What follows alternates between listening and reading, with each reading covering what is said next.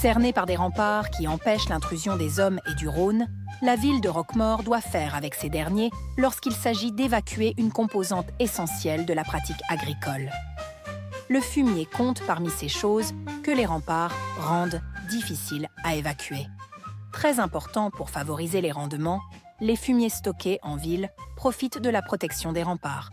Nombre d'habitants les stockent chez eux, où ils débordent sur l'espace public aux grandes dames de la municipalité, qui n'a de cesse d'exiger leur évacuation. En 1584, on s'aperçoit que les tours des remparts, lorsqu'elles sont ouvertes à la gueule, sont utilisées pour amonceler ces matières. En 1595, la ville ordonne aux propriétaires ayant des maisons contiguës aux lys d'enlever les tas de fumier qui entravent la circulation. Peu fréquentés, les lys sont donc utilisés comme espace de stockage. L'ordre est réitéré en 1599, en le justifiant par la dégradation que ces fumiers provoquent sur les murailles. En 1602, il semble que l'on fasse encore enlever les tas de fumier et que l'on oblige leurs propriétaires à combler les creux qu'ils avaient creusés pour les y entasser. En 1606, une partie des fossés vidés de leurs eaux est dévolue au stockage de ces fumiers. Cependant, en 1609, les édiles font le lien entre le stockage du fumier et la pollution de l'eau des puits de la ville.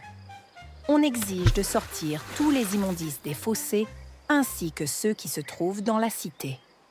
On comprend que cette réglementation n'était guère respectée. En 1612, les édiles veulent paver l'intégralité de la ville afin d'empêcher les habitants de se laisser aller au stockage interlope. En 1616, cela n'est pas fait puisqu'on en reparle au conseil de ville. Ces injonctions se répètent ad nauseam tout au long du XVIIe et du XVIIIe siècle. 1628, 1633, 1653, 1659, 1720. Le 5 décembre 1720, le neveu d'un jardinier est battu par la fille de Jean Roux au prétexte qu'il lui volait du fumier.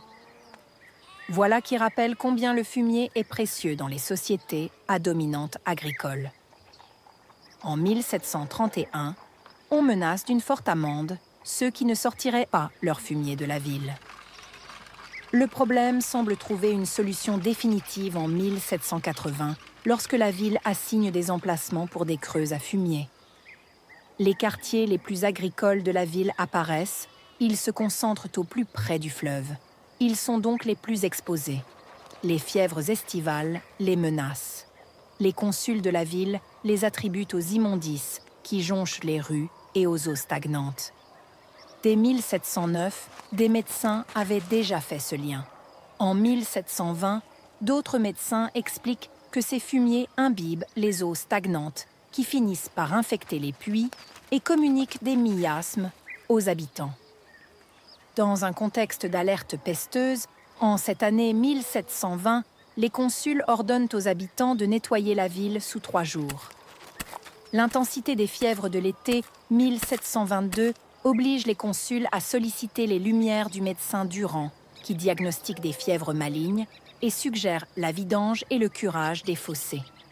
Le mal de la belle saison frappe toujours en 1819, où 500 personnes sont tombées malades à Roquemaure, alors que la maladie tue à Codolet et Villeneuve.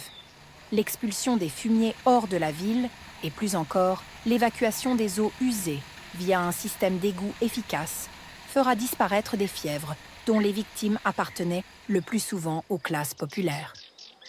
L'amélioration des infrastructures et de la qualité de vie de tout un chacun aura contribué à chasser ces fièvres estivales.